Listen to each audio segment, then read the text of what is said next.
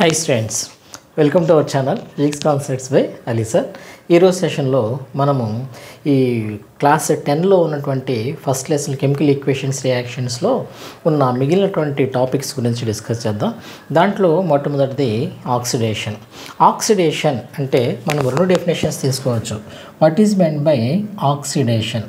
ఒక simple definition for oxidation అంటే కనుక ఎడిషన్ ఆఫ్ ఆక్సిజన్ లేకపోతే కనుక ఆర్ రిమూవల్ ఆఫ్ హైడ్రోజన్, దీన్ని మనము ఆక్సిడేషన్ అని చెప్పేసి అనుకుంటాం. ఏదైనా ఒక కెమికల్కి ఆక్సిజన్ యాడ్ చేస్తే అది ఆక్సిడేషన్ అవుతుంది, దాంట్లో నుంచి హైడ్రోజన్ రిమూవ్ చేస్తే అది కూడా ఆక్సిడేషనే అవుతుంది. సో మనం ఇప్పుడు ఎగ్జాంపుల్ చూద్దాం. సో కార్బన్ కనుక ఆక్సిజన్తో రియాక్ట్ అయితే అది కార్బన్ డైఆక్సైడ్ అవుతుంది, ఇది ఆక్సిడేషన్ కింద వస్తుంది. సో మనము ఈ దీంట్లో హైడ్రోజన్ని రిమూవ్ చేస్తే అది ఎలా అన్నది చూద్దాం. Zinc plus 2HCl that gives zinc chloride plus hydrogen. ఇక్కడ మనకి ఇక్కడ ఉన్నటువంటి HCl వచ్చేసి హైడ్రోజన్ని రిమూవ్ చేసాం కాబట్టి ఇది కూడా ఆక్సిడేషన్ కిందే వస్తుంది. ఓకే, ఆ తర్వాత రిడక్షన్ అంటే కనుక దీనికి ఆపోజిట్లో తీసుకుంటాం. దీనికి ఆపోజిట్ అంటే ఏంటి? ఎడిషన్ ఆఫ్ ఆక్సిజన్ అంటే రిమూవల్ ఆఫ్ ఆక్సిజన్, లేకపోతే ఇంకా మనకి ఏమవుతుంది ఎడిషన్ ఆఫ్ హైడ్రోజన్. సో ఈ రెండు కూడా రిడక్షన్ రియాక్షన్ కింద ఎగ్జాంపుల్స్కి రిడక్షన్ రియాక్షన్ డెఫినేషన్ తీసుకోవచ్చు. సో దీనికి ఎగ్జాంపుల్ మనము ఏం తీసుకోవచ్చు? Removal of oxygen. సో మనకి PbO లెడ్ ఆక్సైడ్ కనుక కార్బన్తో రియాక్ట్ చేస్తే అది లెడ్ గాను కార్బన్ డైఆక్సైడ్ గాను విడిపోతుంది. సో దీన్ని మనం ఏమనుకుంటామంటే ఇది in the presence of heat సమక్షంలో జరుగుతూ ఉంటుంది. ఇక్కడ మనకి లెడ్ ఆక్సైడ్లో నుంచి ఆక్సిజన్ వెళ్ళిపోతుంది, రియాక్టెంట్ సైడ్ ఆక్సిజన్ ఉంటుంది, ప్రొడక్ట్ సైడ్ ఆక్సిజన్ లేదు. సో దీంట్లో నుంచి మనం ఆక్సిజన్ రిమూవ్ చేసినట్టు. సో దీన్ని మనము రిడక్షన్ చెప్పేసి అనుకుంటాం. మరి దీన్ని ఇక్కడ ఒక ఎడిషన్ ఆఫ్ హైడ్రోజన్ అంటే కనుక ఫర్ ఎగ్జాంపుల్ నైట్రోజన్ని కనుక హైడ్రోజన్ని యాడ్ చేసామనుకోండి, అప్పుడు మనకి అమోనియా వస్తుంది. సో దీన్ని కూడా మనము రిడక్షన్ అని చెప్పేసి అనుకోవచ్చు. ఎలా అనొచ్చు రిడక్షన్ అంటే? రిడక్షన్కి డెఫినేషన్ ఏంటి? Addition of hydrogen. ఇక్కడ హైడ్రోజన్ యాడ్ చేసాం కాబట్టి అది కూడా మనకి రిడక్షన్ కింద వస్తుంది. ఆ తర్వాత ఇది చాలా పాపులర్, దీన్ని రిడాక్స్ రియాక్షన్ అని చెప్పేసి అనుకుంటాం. So in any chemical reaction both oxidation so and reduction takes place. Both oxidation reduction takes place. Such reactions are called as redox reactions. చాలా ఇంపార్టెంట్ ఇది.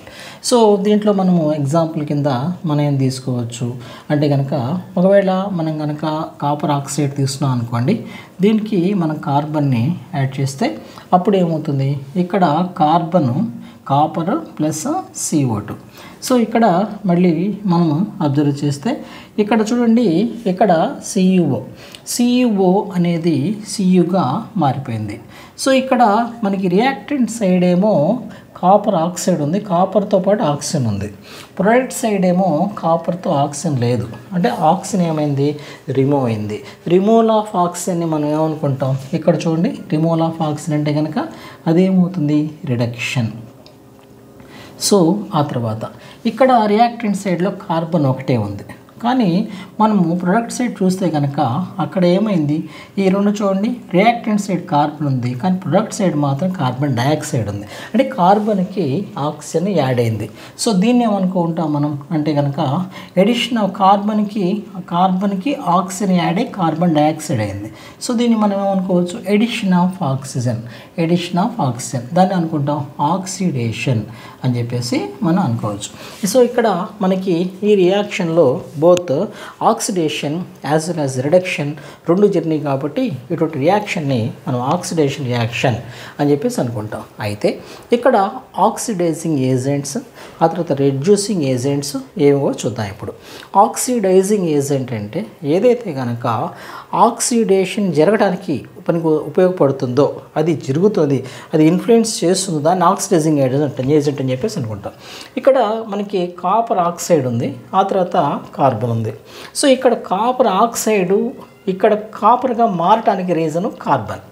సో ఇక్కడ మనము కార్బన్ని మనం ఏమనుకోవచ్చు, ఇక్కడ మన కార్బన్కి ఆక్సిజన్ అనేది యాడ్ అవుతుంది కాబట్టి మనం కాపర్ ఆక్సైడ్ని ఆక్సిడైజింగ్ ఏజెంట్ అని చెప్పేసి అనుకుంటాం.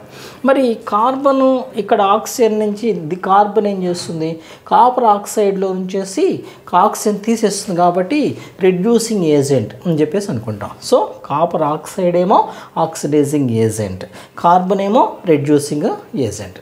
సో దీన్ని మనం ఇవన్నీ కూడా మనకి చాలా ఇంపార్టెంట్ ఫార్ములా డెఫినేషన్స్. ఆ తర్వాత మళ్ళీ మనకి నెక్స్ట్ ఏంటంటే కొరోషన్. కొరోషన్ అంటే ఏంటి అంటే కనుక మనకి ఏదైనా సరే ఒక మెటల్ని, so when a metal is exposed in the atmosphere in the presence of air and moisture a thin layer forming on the metals. అంటే మనం ఏదైనా సరే ఒక మెటల్ తీసుకుని దాన్ని కనుక ఓపెన్ అట్మాస్ఫియర్లో ప్లేస్ చేసినప్పుడు, సో ఆ ఓపెన్ అట్మాస్ఫియర్లో ఉన్నటువంటి ఎయిరు మాయిశ్చర్తో ఈ మెటల్ రియాక్ట్ అయ్యి ఆ మెటల్ మీద ఒక థిన్ లేయర్ ఏర్పడుతుంది. దీన్నే మనం రస్టింగ్ అదే కొరోషన్ అని చెప్పేసి అనుకుంటాం. సో దాదాపుగా నోబుల్ మెటల్స్ అంటే నోబుల్ మెటల్స్ గోల్డ్, సిల్వర్, ఇవి ప్లాటినం, ఇవి కాకుండా ఆల్మోస్ట్ ప్రతి ఒక్క మెటల్ కూడా ఈ కొరోషన్కి ఇన్ఫ్లుయెన్స్ అవుతూ ఉంటుంది. సో దీన్ని మనం కొరోషన్ అని చెప్పేసి అనుకుంటాం. సో ఇక్కడ కొరోషన్కి కావాల్సిన ఫ్యాక్టర్స్ ఏంటంటే ఇది important concept, air and moisture, లేక మనకి ఇక్కడ ఆక్సిజన్, వాటర్, ఇదేదో తీసుకోవచ్చు. సో దీన్ని మనము కొరోషన్ అని చెప్పేసి అనుకుంటాం. ఈ కొరోషన్కి జనరల్గా జరిగేటువంటి కొరోషన్ అయితే కనుక ఐరన్ అయితే కనుక మనకి ఎటువంటి లేయర్ ఏర్పడుతుంది అంటే కనుక బ్రౌన్ లేయర్ ఏర్పడుతుంది. దేని మీద ఐరన్ అయితే ఐరన్ మెటల్ని ఐరన్ బార్ని మనం ఓపెన్ అట్మాస్ఫియర్లో పెడితే దాని మీద బ్రౌన్ లేయర్ ఏర్పడుతుంది. ఆ తర్వాత కాపర్ని మనం కనుక ప్లేస్ చేసామనుకోండి, అప్పుడు మనకి దాని మీద కాపర్ మీద గ్రీన్ లేయర్ ఏర్పడుతుంది. సో ఇక్కడ మళ్ళీ మనకి కాపరు, సిల్వర్ ఉందనుకోండి, సిల్వర్ మీద ఒక బ్లాక్ లేయర్ అనేది ఏర్పడుతుంది. సో ఇక్కడ మన జనరల్గా ఇవన్నీ మనకి ఈ రస్టింగ్, ఈ కొరోషన్ ఏర్పడినప్పుడు వచ్చేటువంటి కలర్స్, ఈ కలర్స్ చాలా ఇంపార్టెంట్. ఆ తర్వాత మనం కనుక మెటల్ని తీసుకున్నాం అనుకోండి, ఐరన్ తీసుకుందాం. ఒక ఎగ్జాంపుల్ తీసుకుంటే ఇక్కడ కొరోషన్కి ఐరన్, ఇక్కడ దేని ప్రజెన్స్లో అని చెప్పేసి అనుకున్నాం, ఆక్సిజన్ ప్రజెన్స్లో. దాంతోపాటుగా ఇంకా మనం ఏం తీసుకున్నాం, వాటర్ కూడా తీసుకున్నాం. సో ఇక్కడ XH2O అయితే కనుక అప్పుడు మనకి ఏమొస్తుంది అంటే Fe2O3 XH2O అనేది మనకి ఫార్ములా వస్తుంది. సో ఇక్కడ మనకి 4Fe, ఆ తర్వాత ఏమో 2, ఆ తర్వాత Fe2O3 వచ్చింది కదా, ఇక్కడ 3 తీసుకుందాం. So 2 4 3 2s XH2O. Okay right. ఈ విధంగా మనకి ఇక్కడ ఉన్నటువంటి దీన్ని మనం అనుకుంటామంటే రస్టిక్ ఫార్ములా అని చెప్పేసి అనుకుంటాం. సో రస్టిక్ ఫార్ములా మనం ఏం తీసుకోవచ్చు, Fe2O3 XH2O.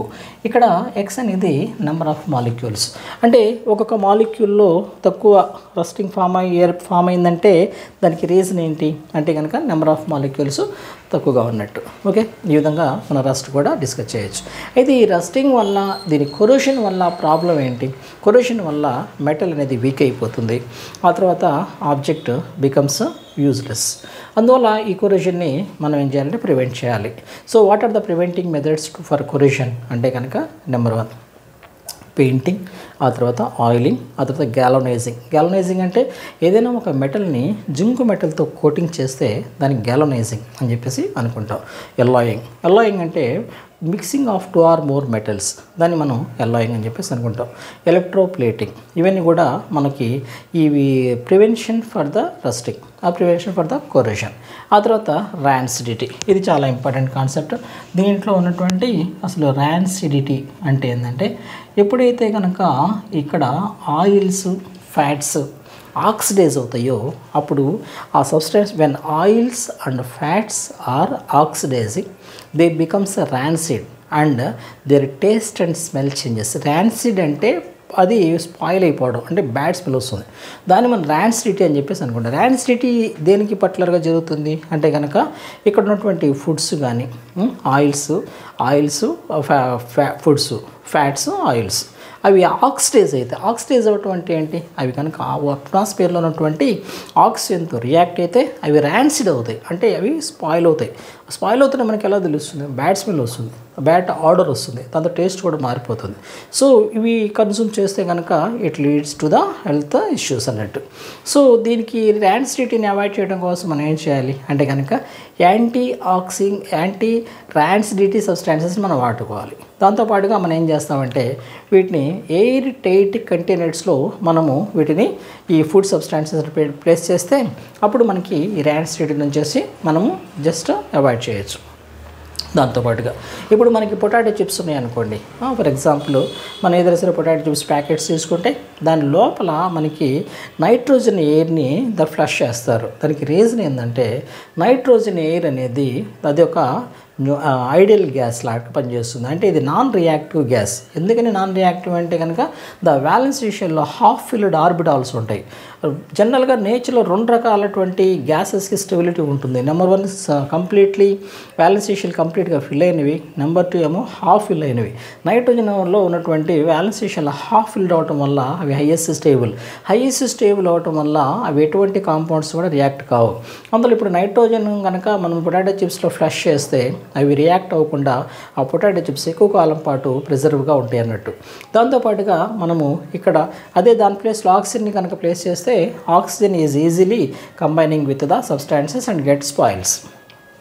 Okay, so these are about the important concepts about the last first topic. I hope that this session is useful for you. Please support me, Nana. Wish you all the best.